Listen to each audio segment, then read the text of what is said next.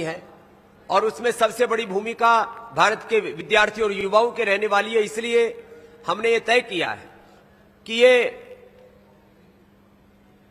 शिक्षा की गुलामी, चिकित्सा की गुलामी, आर्थिक, वैचारिक, सांस्कृतिक गुलामी और युवाओं में तो नशा, भोगों और वासनाओं की गुलामी और सोशल मीडिया की भी एक गुलामी चल रही है, जिसको हमारे भारतीय शिक्षा बोर्ड के चेयरमैन आदरणीय एलपी सिंह साहब मेरे बाईं तरफ बैठे हैं।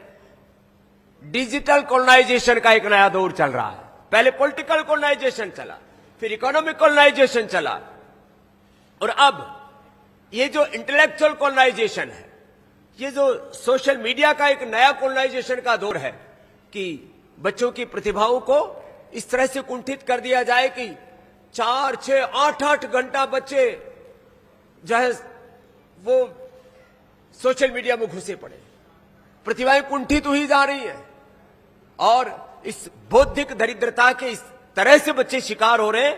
फिर उनको कब वैचारिक भावनात्मक दृष्टि से भी शोषण हो रहा, माने अभाव में, दबाव में, प्रभाव में अपने स्वभाव को हम कहीं भूल गए। और ऐसे में उन विद्यार्थियों को इस बात का एहसास कराना कि आपके पिंड में ब्रह्मांड का सारा सामर्थ्य और स्वयं ब्रह्म परमात्मा विराजमान है। आप एक व्यक्ति ने, एक संपूर्ण राष्ट्र के आप व्यक्ति हैं और आप में अनंत ज्ञान, अनंत संवेदना, अनंत सामर्थ्य है। आप अपने आप को राष्ट्र के एक महान शिल्पी के रूप में तैयार करें। अपने हाथों से अपनी ही प्रतिभा नहीं, इस राष्ट्र की भी प्रतिमा को घड़े और इस तरह से बच्चों को तैयार करने के लिए भारतीय शिक्षा बोर्ड का भी हमने एक बहुत राष्ट्रव्यापी अभियान शुरू किया है। पहले चरण में 1 लाख विद्यालयों को और बाद में 3 लाख विद्यालयों को भारतीय शिक्षा बोर्ड से जोड़ने का भी हमारा अभियान है। और इसमें संकल्प है हमारा कि मैकाले की शिक्षा पद्धति से देश के बच्चों को मुक्त करके जो एक बौद्धिक गुलामी, एक वैचारिक गुलामी और दरिद्रता, उससे देश के बच्चों को बाहर निकाल करके जब तक हम कुंठाओं से बाहर नहीं निकलेंगे तब तक हमारे भीतर वो व्यक्तित्व, वो चरित्र कैसे हम पैदा कर पाएंगे। तो ये एक अभियान है कि हम मात्र एक दिन के लिए नहीं, कम से कम आने वाले 25-50 वर्षों की योजना के तहत इस कार्य में प्रतिबद्धता के साथ संलग्न है। आज बहुत दिनों के बाद आपसे एक विशेष निमित्त से संवाद करते हुए मैं अपनी प्रतिबद्धता अभिव्यक्त करना चाहता हूं कि बचपन से संकल्प रहा, तेरा वैभव अमर रहे मां, हम दिल चार रहे ना रहे। हम इस प्रकार से कुछ काम करें कि आने वाले समय में भारत सभी दृष्टियों से विश्व का नेतृत्व करने में समर्थ हो। ऐसे व्यक्तित्व, ऐसे चरित्र इस देश में हम घड़े और उसके लिए ये भारतीय शिक्षा बोर्ड का अभियान, उसके लिए स्वदेशी शिक्षा का, स्वदेशी चिकित्सा का अभियान, 750 जिलों में हम मेडिकल कैंप भी कर रहे हैं। कई बार लोग अनदेखी करते अपने सेहत की, उनके पता लगा भीतर से कोलेस्ट्रॉल बढ़ा हुआ है, बीपी बढ़ा हुआ है, शुगर बढ़ा हुआ है, फैटी लीवर है ग्रेड 1, फिर ग्रेड 2, ग्रेड 3 हो गया, फिर लीवर सिरोसिस हो गया, फिर पता लगा कि ये तो अब 50 लाख 1 करोड़ रुपए लगेंगे, ये तो लीवर फेलियर हो गया। तो 750 जगहों पर हम मेडिकल कैंप भी कर रहे हैं और जिनको fatty liver, liver cirrhosis, hepatitis जैसे रोग हो चुके हैं, उनको लीवर ट्रांसप्लांट कराने की जरूरत ना पड़े, उनको निःशुल्क उपचार भी उपलब्ध कराएंगे। उसके लिए हमने research and evidence based medicine भी उपलब्ध करवाई। देश को पहली बार यह देश में हुआ है कि लीवर फेलियर, किडनी फेलियर ठीक हो सकते हैं। पिछले दिनों योग, आयुर्वेद को और ऋषियों की विरासत को बदनाम करने के लिए हमें सुप्रीम कोर्ट तक घसीटा गया कि स्वामी रामदेव ने झूठ बोला है, स्वामी रामदेव ने मिसलीडिंग एडवर्टाइजमेंट की है। वो एक बुरी तरह से माने अपने ही देश की विरासत को बदनाम करने के लिए पूरा एक षड्यंत्र रचा गया। मैं किसी संस्था का नाम विशेष नहीं लेना चाहूंगा, लेकिन सुप्रीम कोर्ट का इस बात के लिए धन्यवाद करता हूं कि कम से कम उस पूरे प्रपंच को खत्म किया। और आज मैं फिर वापस इस बात को प्रामाणिकता के साथ दोहराना चाहता हूं, हमें गौरव होना चाहिए इस बात का कि भारत के ऋषियों के पास वो विरासत है कि हम लीवर फेलियर से, किडनी फेलियर से, हार्ट फेलियर से देश को बचा सकते हैं। आज करोड़ों लोगों को बाईपास के लिए बोल दिया जाता है, करोड़ों लोगों को एंजियोप्लास्टी के लिए, पेसमेकर के लिए बोल दिया जाता है। जरा सा इंजेक्शन फ्रैक्शन कम हुआ, अरे अनुलोम विलोम कर लो, भ्रामरी उद्गीत कर लो, थोड़ा कपालभाति कर लो, हार्ट डिजीज रिवर्स हो जाती है। जरा सा कपालभाति कर लो, कपालभाति करने से फैटी लिवर, लिवरसिस, हेपेटाइटिस और बढ़े हुए क्रेटिनिन प्रोटीन लीकेज से मुक्ति पाई जा सकती है। ये सिंपल सी एक्सरसाइज है, लेकिन लोग जो है मोटा मोटा पेट लेकर के घूम रहे हैं। आप पत्रकारों के ऊपर तो टिप्पणी करूंगा नहीं, क्योंकि आप में से भी बहुतों का पेट इंडिया गेट की तरह आगे निकला हुआ है, लेकिन आप भी कपालभाति करना। और ये देखो,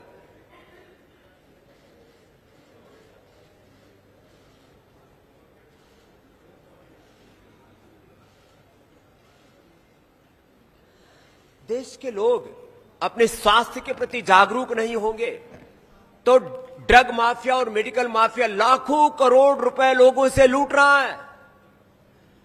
ये विदेशी कंपनियां भी माफिया बनकर के देश को लूट रही है। जिस दिन देश के अंदर अपनी सांस्कृतिक विरासत को लेकर के विकास के प्रति प्रतिबद्धता बढ़ जाएगी, निजता पर गौरव का आभास इस देश में प्रत्येक व्यक्ति में जागृत हो जाएगा, उस दिन ये देश न तो बीमारियों में फंसेगा, न बुराइयों में फंसेगा। ये मेडिकल माफिया, ड्रग माफिया, नशा माफिया ये देश को लूट न सकेंगे। आज चारों तरफ junk food, fast food, unhealthy food, चारों ओर रेडिएशन, पोल्यूशन और वो प्रदूषण खाली आहार के स्तर पर नहीं, विचार के स्तर पर, सामाजिक स्तर पर, मजहबी स्तर पर, राजनीतिक स्तर पर, सभी दिशाओं से दिमक की तरह देश को खा रहा है। और ऐसे में इस भारत को बचाना और एक वैश्विक भूमिका के लिए भारत को तैयार करना, यह हम सबकी सामूहिक जिम्मेदारी है। मैं देखता हूं, अभी मैं पिछले दिनों सिंगापुर गया, हांगकांग गया, और वहां मैंने देखा 50-50 लाख की आबादी वाले देश, 150 देशों में वहां के नागरिकों को वीजा नहीं लेना पड़ता। और भारत अभी बहुत पीछे है। भारत के पासपोर्ट की वो वैल्यू, भारत की करेंसी की वो वैल्यू नहीं है जो होनी चाहिए। क्यों?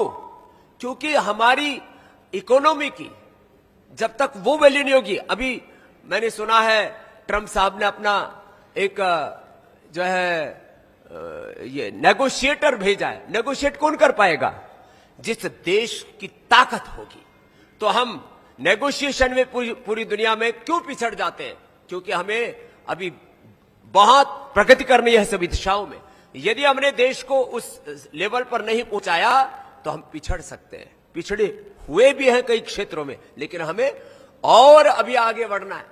मैं एक फंड से मिला, $3 ट्रिलियन का फंड, नॉर्वेज का, और नॉर्जिस फंड। एक नॉर्वेज के गैस और पेट्रोलियम मंत्रालय ने आज से 30 साल पहले 1996 में एक फंड बनाया, $3 ट्रिलियन की उसकी वैल्यू है। आज इतना बड़ा महान भारत, 140 करोड़ से आबादी के हम देशवासी, और एक एक व्यक्ति में एक अप्रतिम प्रतिभा है, तो भी हम इस देश को आखिर वो गौरव क्यों नहीं दिला सके? तो एक एक व्यक्ति को, जब एक फंड $3 ट्रिलियन का हो सकता है, एक एक व्यक्ति 1, 2, 2, 3 ट्रिलियन की इकोनॉमी खड़े कर सकते हैं, ऐसे विश्व के अंदर लोग हैं। हम भारतवासी 150 करोड़ के आसपास होते हुए इस देश को आर्थिक दृष्टि से महाशक्ति क्यों नहीं बना सकते? ऐसी हमें देश के अंदर एक जुनून पैदा करना पड़ेगा और हमें समृद्धि को भी सम्मान देना पड़ेगा। हम लोग दरिद्रता को इतना महिमा मंडित करते हैं। कोई सन्यासी देश की समृद्धि की बात करता है तो बोला आप तो सन्यासी हो, आपको तो इकोनॉमी की बात ही नहीं करनी चाहिए। कितनी डॉलर की भारत की ट्रिलियन की इकोनॉमी होगी उसके बारे में बातें ही नहीं करनी चाहिए। तो भारत को समृद्धि को गौरव देना पड़ेगा, पुरुषार्थ को गौरव देना पड़ेगा। प्रमाद से इस देश को बचाना पड़ेगा। पुरुषार्थ से अर्जित अर्थ को स्वार्थ की भावना से ऊपर उठ करके परमार्थ में लगाना पड़ेगा और तब ये देश आगे बढ़ेगा।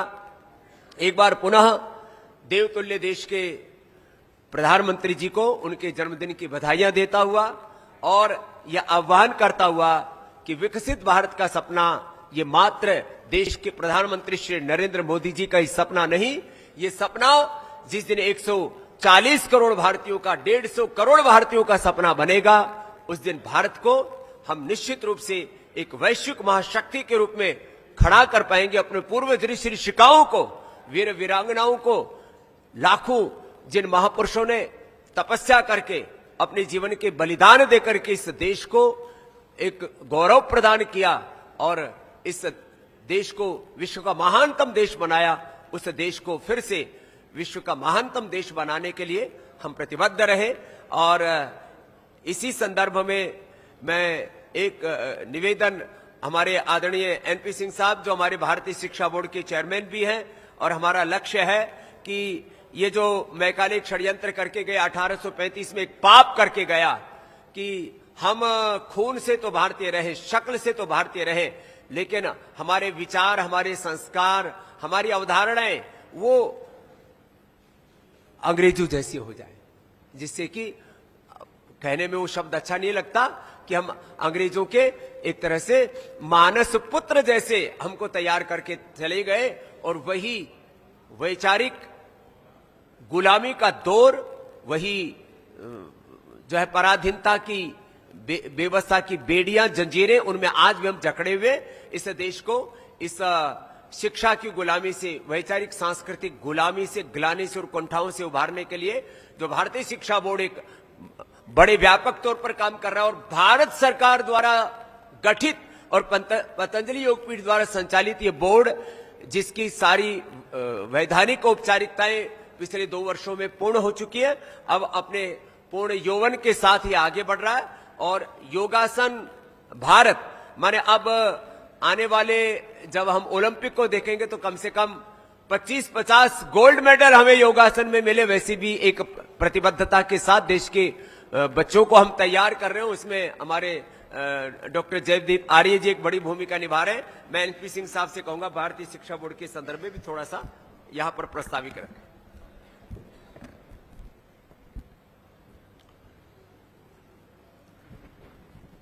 ऋषि चेतना के साक्षात विग्रह भारत के माननीय प्रधानमंत्री जी के अवतरण दिवस पर अनंत शुभकामनाएं। परम पूज्य स्वामी जी के संकल्प पर कि भारत में शिक्षा भारत बोध के साथ होनी चाहिए और सशक्त राष्ट्र के निर्माण के लिए शिक्षा की एक बहुत महत्वपूर्ण भूमिका है। युवा मानस को वैचारिक गुलामी से मुक्ति दिलाने के लिए जो पूज्य स्वामी जी ने संकल्प लिया था, उसको वैधानिक स्वरूप प्रदान किया था माननीय प्रधानमंत्री जी ने। इसलिए इस अवसर पर उनके प्रति राष्ट्र हमेशा कृतज्ञ रहेगा कि जो मैकाले ने एक 1835 के इंडियन एजुकेशन एक्ट के तहत एक ऐसी शिक्षा प्रणाली को विकसित किया कि जिससे कि हमारे मानस से, हमारे ज्ञान विज्ञान से भारत की समस्त सांस्कृतिक यात्रा के दौरान सृजित ज्ञान परंपरा